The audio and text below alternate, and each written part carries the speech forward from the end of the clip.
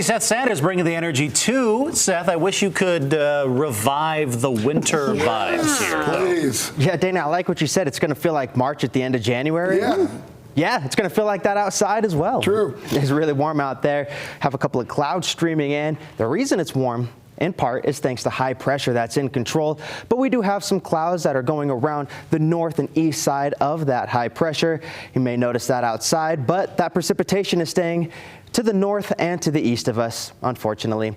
We could see a little bit of fog tonight. We had some fog last night and this morning, and it could develop yet again. We mentioned this just a little bit ago, but I want to bring it to your attention because it could bring some hazardous driving conditions, especially in Cache Valley and the north end of the Wasatch Front between Ogden and Salt Lake for your morning commute, so just be careful out there.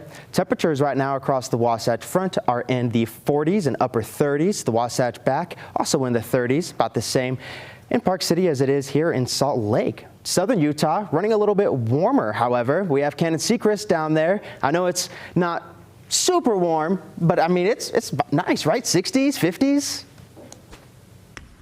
Yeah, it feels pretty good out here. My camera guy, Joe, wearing shorts right now. I'm not in shorts. I've still got the puffer jacket on, but temperatures right now, Southern Utahns, we're not complaining too much other than, not having that wet weather coming through. That's something to complain about. Let's take a look at that Black Desert sky cam. You can see the cloud coverage from today moving in. We started out with beautiful blue skies, and those clouds slowly started to move their way in through the day here. And as we move through our night, our skies are still cloudy right now with those current temperatures. St. George 56, 57, and Ivins Hurricane at 55, as well as Zion National Park.